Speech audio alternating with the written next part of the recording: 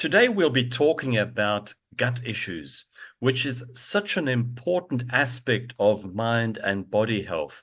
Not only is gut disease a leading cause of death, but there is something we can actually do about it. And today, our guest is Josh Dech. He's an ex-paramedic and holistic nutritionist specializing in gut health. His success in dealing with clients with complex digestive problems got him connected to some of the world's most renowned doctors. Since then, he's been recruited to the Priority Health Academy as a medical lecturer, helping educate doctors on the holistic approach to gut health and complex digestive issues. Welcome to our show, Josh. Reino, it's a pleasure to be here. Thanks so much for having me. Uh, Josh, why is gut health so important? Hmm. Just to start, we often hear the term gut health, and we recognize that, it's something we should pay attention to. If I'm bloated, I don't feel good. If I have indigestion, I don't feel good. But I think we really tend to lack the experience, most of us, or even the knowledge around why it's so important. So I'm so glad you asked. It goes beyond just comfort. I argue that our gut bacteria are as important, if not more important, than our very own DNA. And I'll tell you why I say that right now. When we start to look at what the gut does, there is nothing in the body that is not connected to the gut. We often say you are what you eat, but the reality is you are what you break down, digest, and absorb. And if you have inflammation in the gut, if you have any kind of digestive dysfunction, you're not going to break down, digest, and absorb, and which means you're going to be deficient in so many ways, so many nutrients. People who have sensitive teeth, if they have gut issues, oftentimes their body will actually draw minerals from the teeth to feed the rest of the body, and they get that sensitivity. And so that's kind of a base level example, but there's nothing in the body not connected to the gut. And to take it one step further, take a look at the amount of bacteria, right? I mean, we have about 100 trillion bacteria living inside of our gut, which is 10 times more than all the cells in your body. You only have about 10 trillion cells in your body. So that would number us 10 to 1. In the human genome, it's about 23,000, maybe 25,000 genes in the entire human genome, all the genetics that make Reino. But your gut bacteria has 130 times more genetic material, totaling about 3 million different genetics. And so we look at it, how important is gut health?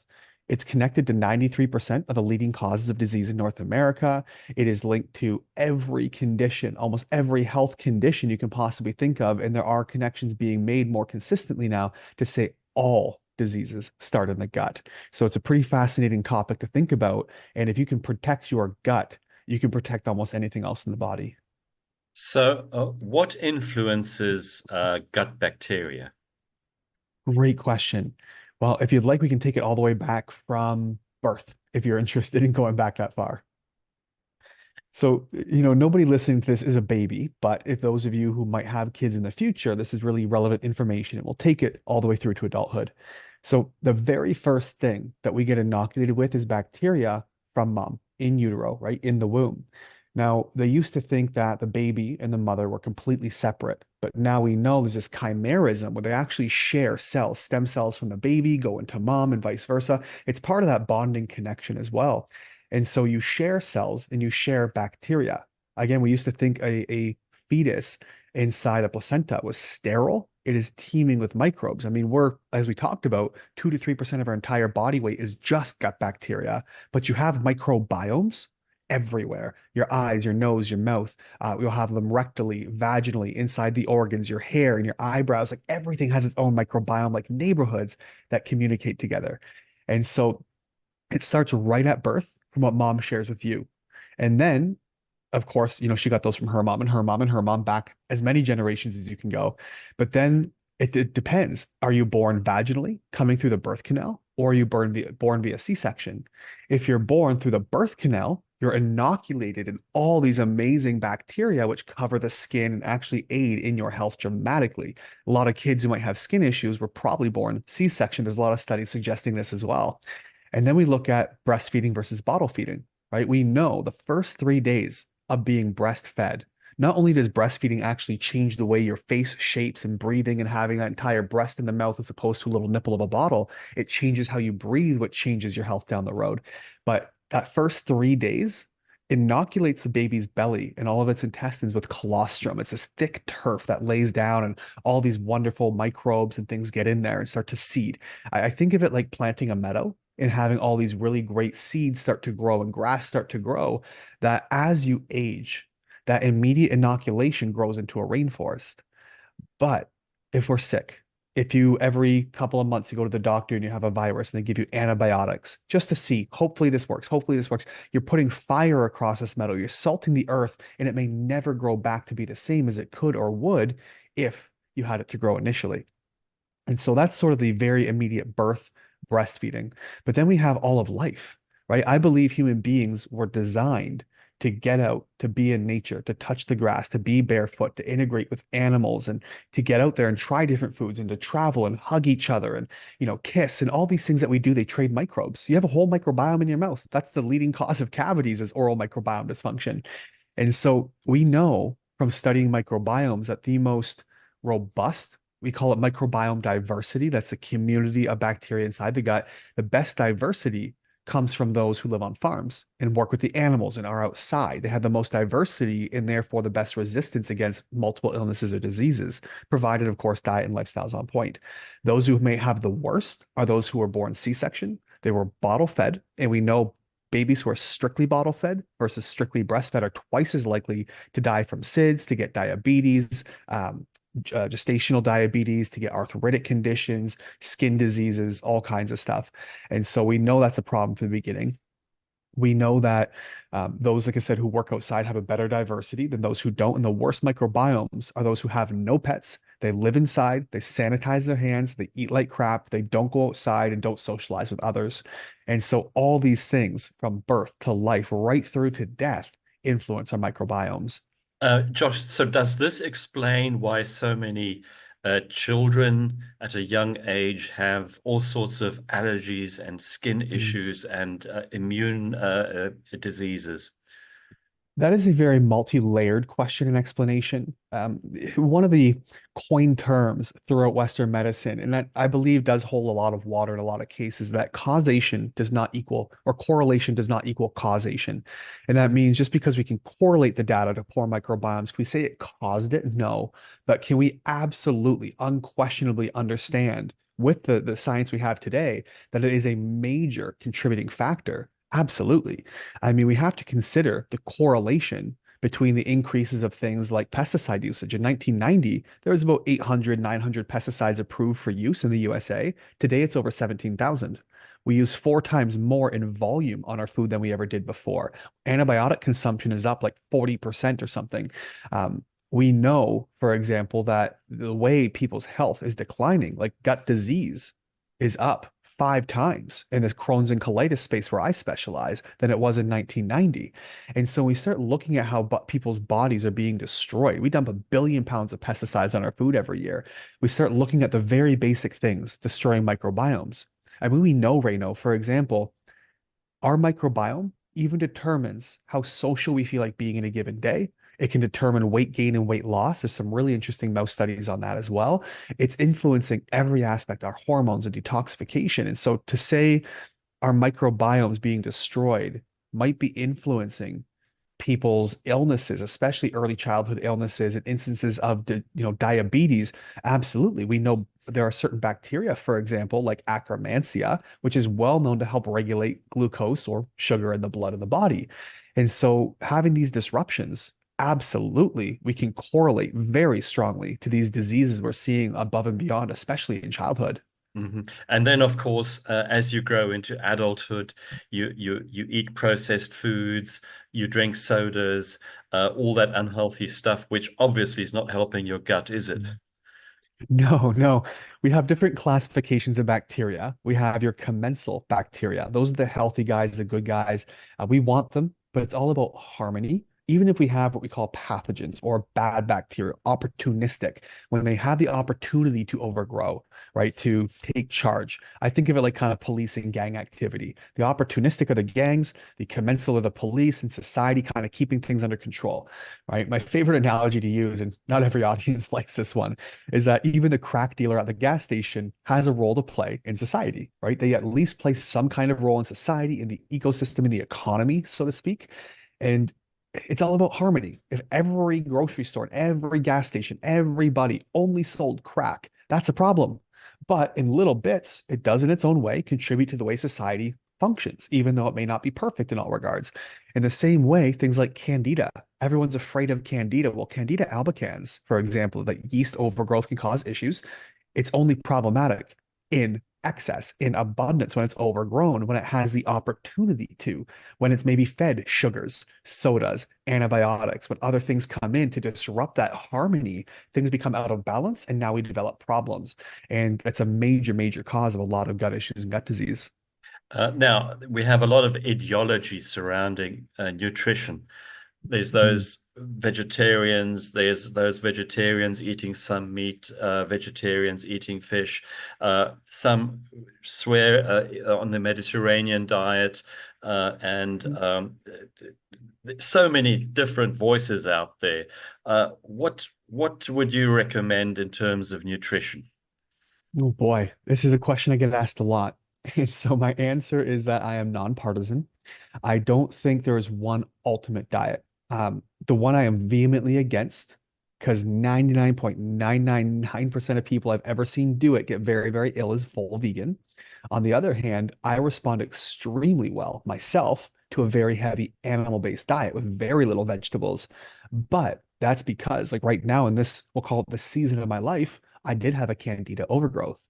And we know bacteria, for example, if I look at someone's GI map, a GI map is a stool sample that gives us a read of as much of that 100 trillion bacteria as we can possibly see. Now, I want to be very clear to the audience listening. Some people will be told GI maps are useless. I like them quite a lot. I use them often. I order over a dozen every single month for my clients, but they're not the be all end all, right? Realistically, we have about 20 million species, give or take, species and strains inside of our belly that multiply to 100 trillion. We can maybe see 50 to 100. So we can't see everything. It's a grain of sand on a beach, but it's very actionable data. And so I know when I have people come in, for example, who have a lot of overgrowths in the bacteria we can see, giving them a plant-based diet with a lot of starches, fermentable carbohydrates, and fibers like garlic, for example, can be very problematic because I look at the gut as a fish tank, right? Imagine you have a goldfish swimming in a bowl and you give it food and the fish poops, right? The probiotic is the fish. The prebiotic is the fish food. The postbiotic, we call it, is the fish poop. In a healthy ecosystem, those postbiotics are there to balance, right? In a fish tank or in an ecosystem, there's little shrimp or whatever else is on the side of the tank that eat the algae and the poop, and it all gets consumed and upcycled and recycled. The same thing happens in our gut. Our bacteria produce these postbiotics that are vitamins, they are short chain fatty acids, they are energy sources, they're good for the immune system, they're anti-inflammatory. But if you have a fish tank that's imbalanced and you put fish food in, guess what eats first? The dominant ones, the piranhas, the bigger fish, the badder fish. And so the good guys pooping good things don't get to eat first. And so this imbalance is where the problem comes in. And so if I have somebody coming in who's got great imbalances in the gut bacteria, where they have these overgrowths of good or bad, it doesn't matter. They are pooping out excessive byproducts or negative byproducts, and that becomes a problem. And so I do select diets based on a few things. Number one is, of course, preference. If somebody is vehemently against meat, I have to do my best. If they refuse to eat it, we'll do what we can do. Maybe it's powders, maybe it's medical diets and foods, and who knows. But if I have people coming in with a lot of overgrowths who will eat meat, maybe they have a SIBO condition or a lot of fungal overgrowths, I will give them as much like meat and water as I can as a diet because that fungus loves, again, those fermentable fibers, carbs, and starches. And so I've seen a lot of success specializing in Crohn's and colitis, where 90% plus success rate in reversing. Western medicine is like zero. Like they only put things into remission and people are medically induced remission because they suppress the immune system. We can balance the body out and get people about 90% successful into full remission. That's on their tests, their scans, and everything with a very heavy, typically animal-based diet if they can digest the protein. Now, what are the signs that listeners would have to look out for if there are gut issues they have to look at? Mhm. So we look at the gut issues as gut specific, right? Oftentimes we think I have to have gut issues to have gut issues. And so we say, well, it's a spectrum really. Are you as little as bloated all the way to having blood in your stool? I've seen people in my career who have a little bit of bloat, some food sensitivity, some issues. I've had people in my career who have 50 bowel movements a day with blood and mucus because they have severe inflammatory bowel disease, Crohn's colitis. And so it depends on where you are on the spectrum, but I look at it as a matter of severity. It's wear and tear. So if you come in, say you go for a walk right now, I don't know, are you a hiker or a runner? I'm a hiker. Yeah, very You're a keen hiker? hiker. Okay. Yeah. So imagine if you went hiking in a brand new pair of hiking boots, not broken in, and you forgot your socks, right? What happens is that wear and tear, that rub, that heel starts to get red, it gets blistered, it gets raw until it bleeds, and you could chew down to the bloody bone if you had the right materials in the wrong place. And the same thing happens with the gut. Somebody who might have a little bit of bloat today can wear and tear and develop progressively more disease until they have Crohn's or colitis. Anybody can get it. It's not just genetic, it's not just unknown. And so we can see that wear and tear. And that's something we have to be very careful of. And that's how we know, do I have a gut issue? Do I have bloat? Do I have indigestion? Do I have food sensitivities? Not allergies, but things that bloat me more predominantly. Do I eat a lot of gluten, a lot of fast food? You're guaranteed to get them at some point. But those are the people I say are lucky. Those are the ones who know they have a gut issue. The ones who may not know they have a gut issue are the ones struggling with skin issues, psoriasis, eczema, um, acne, cystic acne, those who might have anxiety, depression, arthritis, mood disorders, function issues like ADHD. Those can all be traced directly back to the gut. Asthma, even. I've had clients come in with gut issues who had asthma. We fixed the gut, the asthma went away because it was a circulatory or systemic inflammatory condition that started from the gut. And so the lucky ones have gut problems and can eat food within half an hour, go, oh, yeah, I got that's bad for me. The ones who are unlucky can eat food, and 4 days later, inflammation shows up and they don't know it's coming from their gut. Yeah. So, would you recommend taking a regular stool examination uh, to have? How can you have your gut tested regularly? Mhm. Well, the good news is not everybody needs to bother. There's a lot of things we can do. I often get asked about probiotics. Should I take them? Well, it depends. The severity of the gut issue. I pick my probiotics for my clients very selectively based on exactly what you asked about a gut test. I'll have them. It's the only time, Reino, you can poop in a box, mail it to somebody, and it not be a crime. You actually get a stool sample, you deliver it and send it to the lab, and they will test and measure your bacteria. And that's a great way to see what's going on. The challenge is, again, it's a small window into a greater picture, and a lot of it does require extra context. To say a gut map is the be all end all wouldn't be an accurate statement, but to say it's very beneficial in telling a bigger story, it really is. And so if people want to test their gut, for example, or figure out interventions they can take, yeah, get a GI map done. But I do recommend working with a professional because the knowledge on which probiotics to use if you decide to use them, what's going on, what's causing it to go out of whack. Prime example, I had a boy come in to see me. He's 5 years old. He's turning six here coming up. And he was diagnosed with ulcerative colitis at age 5. Now, it's very unusual for kids to just one day, boom, have a disease who were previously healthy. I see it all the time. People come in and the doctor goes, yep, you have this disease now. It just is what it is. Here's some drugs. Because unfortunately, they go, well, here's what is wrong. Here are your symptoms, right? Here's your diagnosis. Then here is your drug that we give for this diagnosis, drugs one, two, and three in this order. But what we did is we found out I took a GI map for this little boy, a stool sample, and his gut bacteria was all over the place. Now, conventional thought would go, oh, yeah, he's got all these overgrowths. Let's put some antibiotics in or some antimicrobial plants in or something to manage that bacteria. But I thought it doesn't make sense. He doesn't have a lifetime like we talked about of drug use or bad foods like fast food and alcohol and whatever else and poor travel and antibiotic use. He's 5. Something has to cause this to go off. So we did some more digging. Turns out everybody in the home, here's how you guys can correlate as well if there are issues.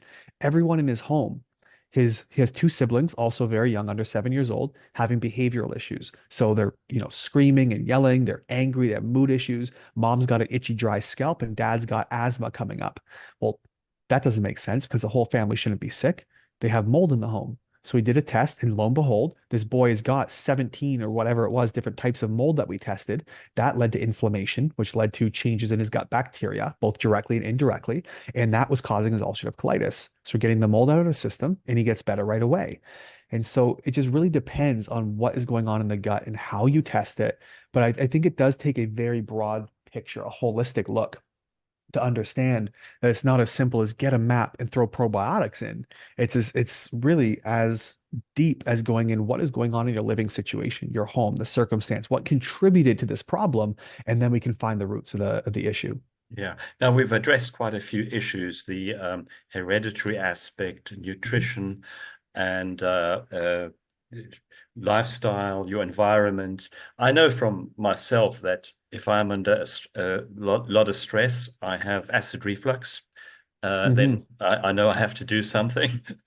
What role does stress play in gut issues? Well, that is a great question. So, first thing we have to understand is that stress, we have two basic, we'll say, sides of the nervous system, right? We have your rest and digest, we have your fight and flight. Now, it is on a spectrum. We're not always in like the full rest and digest, I would argue, is like sleep, right? You're as rested as you can be, though you're not actively digesting. And then, of course, your fight or flight, where you're in a fight, you're running from a predator, the house next door, an airplane crashed into it, little six-seater, and now we got a problem, right? That's fight or flight, full fight or flight mode. And so in the fight or flight, your body is prioritizing survival. So it shunts blood, it shunts resources and everything away from everything it possibly can to get into the muscles, into the brain. So you think faster, you act on impulse and instinct and training. You act on whatever else that might be. It shuts down, I won't say shut down, greatly inhibits digestive processes. So digestive enzymes, stomach acid production, it inhibits motility. So that milking of food through, we call it peristalsis, that movement of food through the intestines gets halted or slowed down.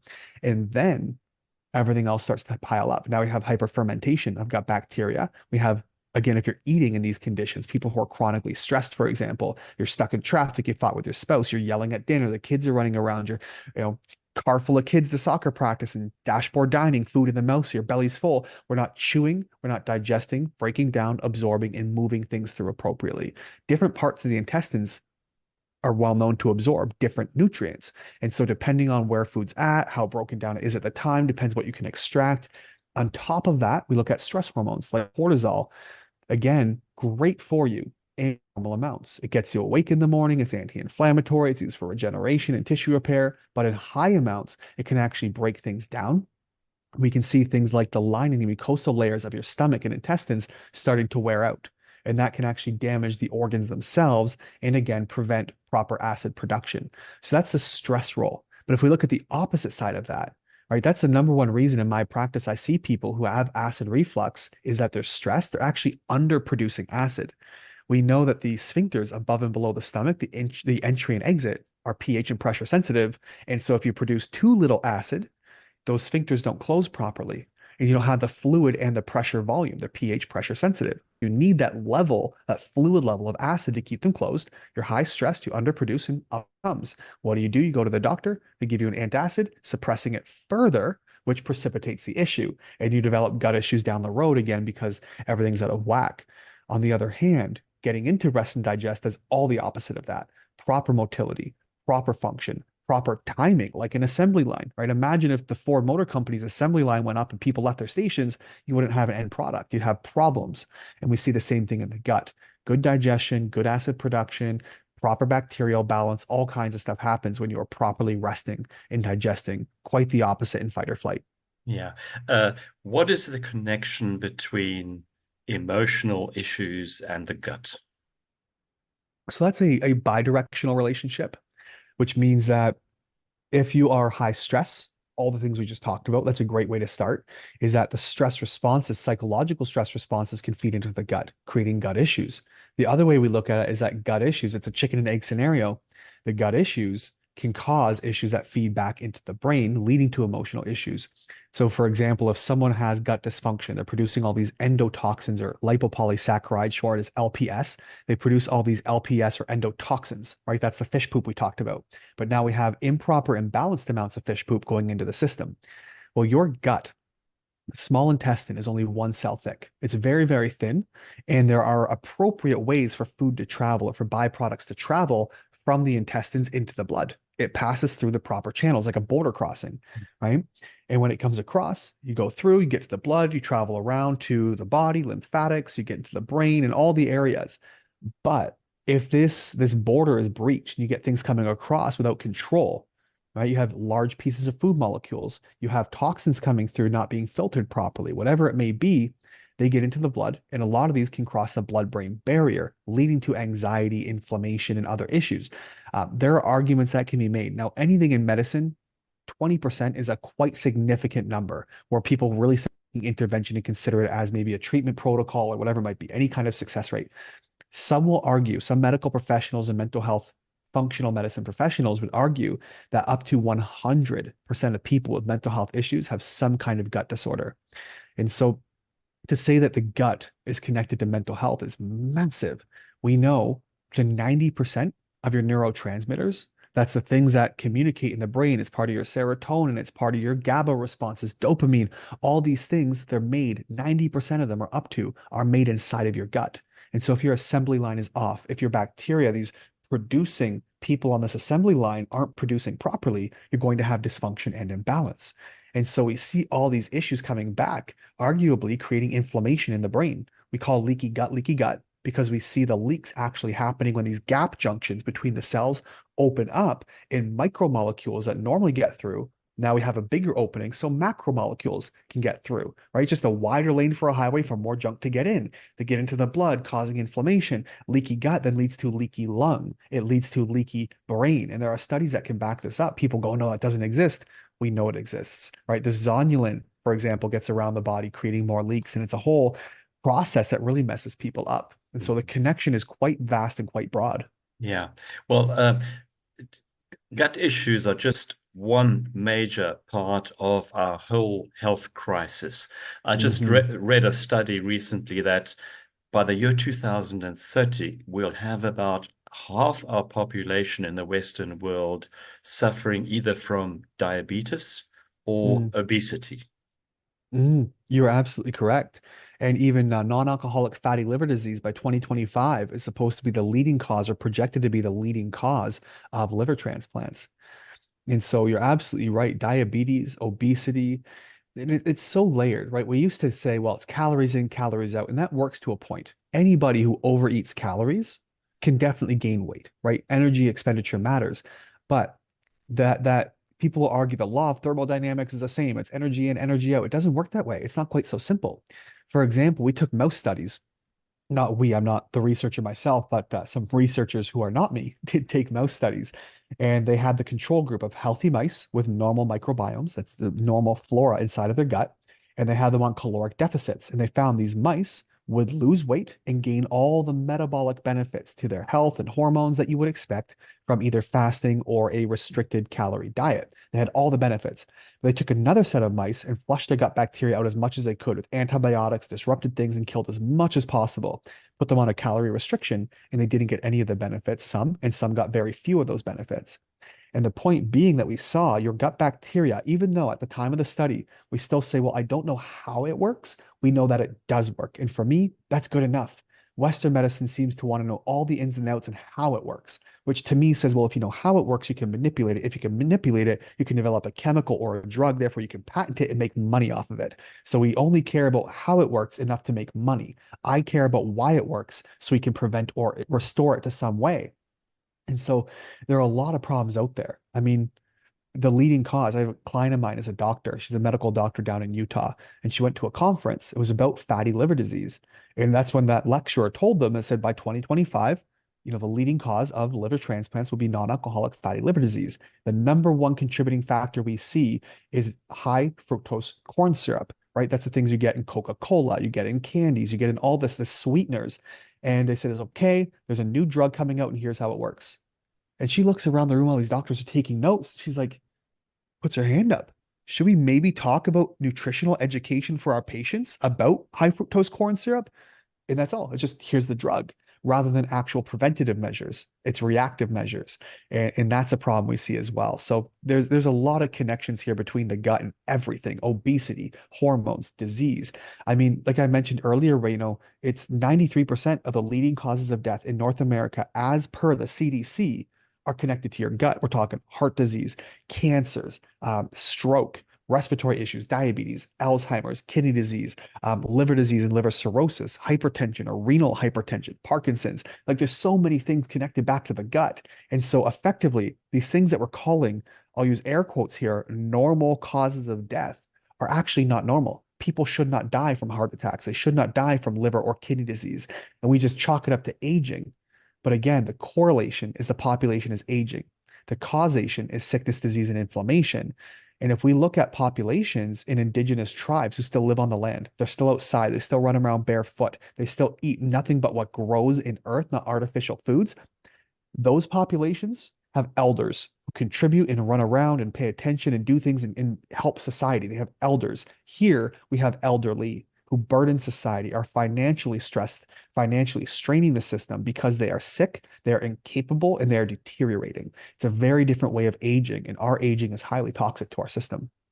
Absolutely. I mean, in Europe, I don't know what the figures are in the United States, but every second person over the age of 80 is in a care home and Mhm. dependent on care. Yeah, I always That's, see a lot that's of that here. Um, we're not talking about quality of life. We have a longer lifespan, but what about the quality of life? the health span. Yeah. Yeah. Yeah, it declines so rapidly. I mean, we sort of normalize as a society, and it sounds like it's very similar over there as it is here in North America. We've sort of normalized this decline after 50, 60 years old, right? In North America, it's something like 60+% of all Americans over 50 or 60 years old. I forget the exact stat, but they're on two or more prescription medications. And the vast majority, 70+% of all Americans are on some kind of regular drug or regularly prescribed drugs. And so the idea is, my thoughts, sickness is profitable. And if we can make money on it, capitalize on it. The sicker people are, the more money there is to be made. And a lifetime subscription is the best revenue model rather than, buy once, get out. And so, I get clients coming in, for example, right, for Crohn's colitis help. And their only option now on the table is a total colectomy. They're about to remove the entire colon. That's what the doctor said. The drugs aren't working. We can't keep you in remission. We could take the organ out. And so that's Western medicine's approach. Cut it out. That's a $230,000 surgery to get that colon removed. Or you could spend a couple $1,000 over the course of 4 months, get yourself fixed up, over-the-counter supplements, some lab testing. Very simple. Bing, bang, boom, you're in and you're out. That's it. And ideally, if you maintain everything and learn and educate yourself as you go, it's not a one-stop shop, right? You exercise, you have to keep exercising to be in shape. Same thing with your gut. You have to continue things to stay healthy. But the idea is you can avoid a $230,000 surgery. Yeah, amazing. Now, what listeners listening to this podcast, what would you recommend to our listeners to start off? Let's say, I realize I have some gut issues. Where do I start? Great question. Number one thing, food and lifestyle. That's the number one contributing factor. If you are eating food, and I'll talk about how we eat or what we eat. Everybody talks about what we eat. It's important to touch on. I want to talk about how we eat as well. But what we eat, I'd like to say if your great, great, great grandmother would not recognize that as a food, you probably shouldn't eat it. Right? We have been around, whether you believe we've been here for 1 billion years, 100 million years, a few thousand years, it doesn't matter. The idea is before these last 80 to 100 years, human beings have never eaten these foods. And if we look at the correlation of the introduction of these types of foods, manufactured foods, machine foods, the correlation between that and disease, the graph chart is immediately a 45-degree angle. It's right away these diseases started happening as we started consuming these fake foods. So that's number one. If it doesn't swim, fly, run, grow on a tree, in a bush, in the land, swim in the sea, probably shouldn't be eating it. People ask me, what about things that crawl? I'm like, dude, that is between you and God. Things that crawl do not interest me as a dietary, institution. But hey, that's between you and them. But the other important factor is how we eat, right? We talked about stress. We talked about this dashboard dining. Imagine pelicans, right? They look one gulp, boom, the food's down, and that's it. A lot of us do that, but we're not pelicans, right? Now, I don't have this big gullet where I can let things sit and settle in this gut that has, super high acidity, like a bear to break down whole chunks of animal. We have to chew. We have to pause. We have to rest. We have to sit and take breaths. A lot of us in modern society are go, go, go, high stress lifestyles. Everything is, go to work, get up, hate our job, get home in a car we don't love. We have to pay for things that we don't like to impress people we hate. It's just like this nonstop keeping up with the Joneses type of lifestyle. And really, it's very stressful. And, if the parent taking their kids to soccer, just hitting the drive-through, shoving something in their mouth so their belly is full, they're probably better off just fasting, just not eating and get used to that. And that's probably a better way than chewing 2 or 3 times, swallowing things whole, and eating foods that aren't real foods, they're food-like substances. And if we can sit, pause, take a breath, just simply limit water 30 minutes before, during, and after meals, right? So that way you're not diluting. The theory is you can dilute what little digestive juices you have, especially if you're already low acid from stress. Those simple methods, eating real food you can actually break down. There was a study done, forget how recently, it went viral again recently on social media, where they took two groups of people. One group had homemade noodles, the flour and the eggs and everything was made and cut from scratch. And they ate that and they swallowed a camera. And within 2 hours, the food was almost entirely broken down, 99% broken down. The other group had those ramen noodles, like the packaged Mr. Noodle with the seasoning when you put the water in. 2 hours later, inside the stomach, you could still see teeth marks on the noodles, which shows that they were not breaking down at all. And so eating real food is another part of that, because even in the best circumstances, if you're eating things that will not break down on the shelf, they have a 3, 4, 5 year shelf life. They're going to have the same shelf life in your stomach. They're not going to break down inside your gut. Yeah, that's astounding. Uh, Mhm. you have such a great message to put out there, Josh, and I Mhm. think so important for our overall health is to have a real look at our gut. There's an old saying, trust your gut feeling. There's so much wisdom in that. Yes. How can people connect with you? The greatest way to connect with me is to find me on through our website.